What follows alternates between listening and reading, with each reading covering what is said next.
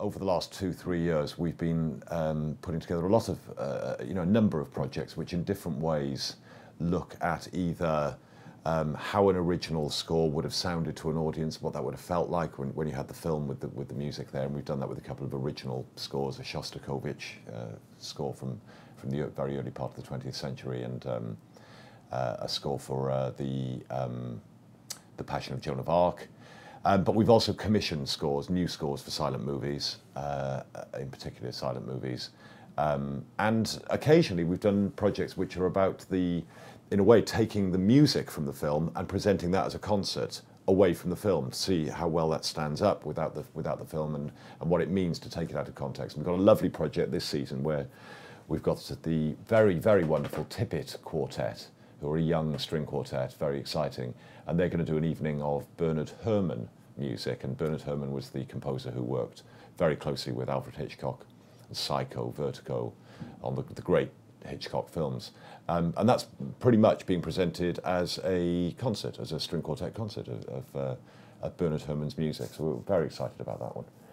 Another one we've got which makes me, I'm really looking forward to, is the fantastic, fantastic musician, American musician, called Mark Ribot, who's a guitar player, solo guitar player. He's played with Tom Waits, Elvis Costello, the real great singer-songwriters. And he does a project called Silent Movies, which is music without any film, which accompanies silent movies that he's imagining while he's playing it. So you don't get to see the film, you have to use your own imagination to think what is this film that Ribot has got going on in his head at the moment that this is the music for. So we're looking at it from that point of view as well. There are other places where we're being a little bit, just having some fun, really. So there's a beautiful, beautiful, I think it's 1927, silent movie by Jean Vigo, French film, called La Talente, which is about a boat, a barge called the Atlantic. La Talente is the name of the boat. And there's no reason for us to have any musical accompaniment for this. It's a beautiful film, it'll run smoothly. But we couldn't resist having a sort of 30-minute concert before the film of French chanson, accordion music. All the way through the film, there's one of the guys on the barge as it goes up and down the canals of France is playing his accordion and singing, but you never get to hear it because it's not included in the film. So this will, in a way, just be a kind of a gift to the audience that are coming to see La Talente to immerse themselves in the music of the period before the film. And then we've got a beautiful, beautiful project, which I'm really excited that we've managed to pull together, because it's been very complicated making it work. But the very first animated film for, I guess, for children, but it really stands up for any audience, is called The Adventures of Prince Ahmed, a German film, 1920s, directed by Lotte Reniger, and this just exists as a silent movie, an animated story. It's kind of shadow puppetry, telling the adventures of this.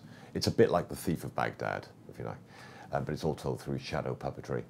And we just kind of got into it and got into the theme of the film and got into the kind of roots of that kind of, 1001 Nights kind of storytelling.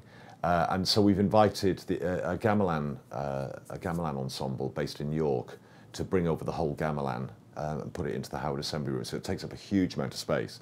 We'll cram in an audience as well, but you've got this beautiful big gamelan with all the gongs and the bells and the gamelan players who move around the stage playing these different instruments. And it's all kind of semi-improvised gamelan music. It's not written on a score. So they're kind of taking the feeling of how the music's unfolding.